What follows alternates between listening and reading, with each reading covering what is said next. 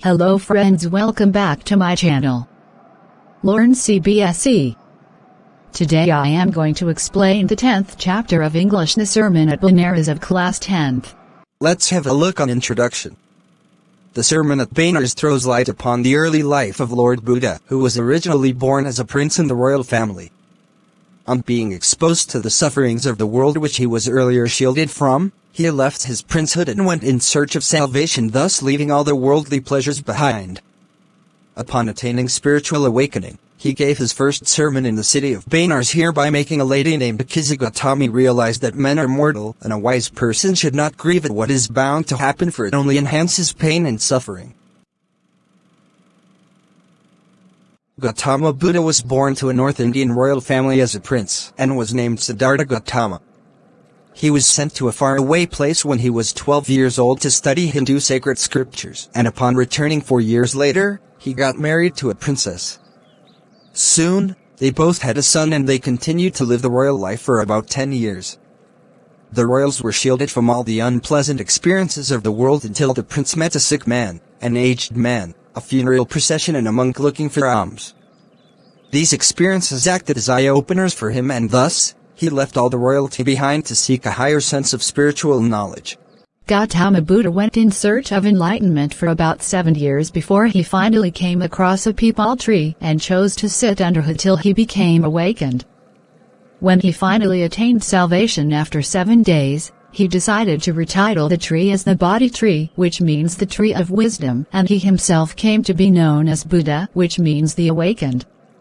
He even began preaching his new realizations, and his first sermon was given in the city of Benares. The city of Benares is known to be sacred as it resides on the banks of the river Ganges. The first sermon he gave was preserved and is famous till date. It is given below as well. It gives a new perspective to man's unending sufferings. It talks about a lady named Gautama, whose son had recently died. Struck with unending pain and sorrow, she took her son door to door requesting for a wonder drug that could bring his son back to life. Quite obviously, everyone thought that the lady had lost her ability to think clearly. Going on from door to door, she finally came across a man who couldn't offer any medicine, but led her to Sakyamuni, the Buddha. Filled with hope, the lady visited Gautama Buddha and begged him for a cure for her child. Just as the man said, Gautama Buddha had a solution. He asked Gautama to get a handful of mustard seeds. Restored with hope, Gautama thought it to be a very simple task until Lord Buddha instilled a condition that the mustard seed must be taken from a house where no one has lost a child, husband, parent or friend. Once again, Gautama went from door to door, but this time, she was looking for mustard seeds. Many had mustard seeds to offer, but none of them could fulfill Lord Buddha's condition of having seen no deaths in the family. Upon being asked, people requested her not to remind them of their deepest griefs. Unfortunately, she couldn't find a suitable home to get mustard seeds for his son.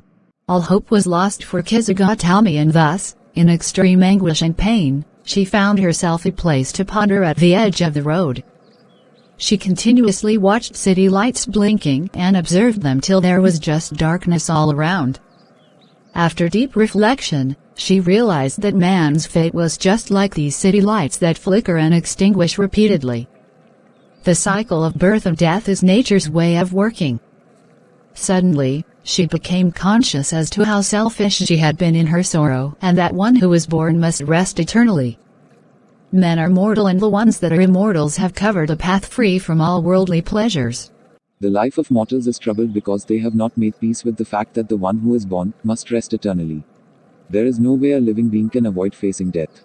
Just like a ripe fruit is more prone to falling, an aged mortal is bound to die. Just like all earthen vessels break at some point, so do men. Whether old or young, foolish or wise, death leaves none. The only way death works is by withdrawing the person from the living world, i.e., the person ceases to exist. No one has control over death, neither a father can save his son nor a kinsman his relative. Just like an ox is taken to the slaughterhouse to be killed, so does death do with mortals, leaving none behind. One should not grieve, weep or be miserable at something which is bound to happen, for it will keep man away from obtaining peace of mind. It will only multiply the pain and suffering, thus leading to physical weakness, and moreover, no amount of grief would bring back the dead. It is very important to understand that one must move past feelings like sorrow and grief, as it is the only way that leads to the path of salvation. Thanks for watching.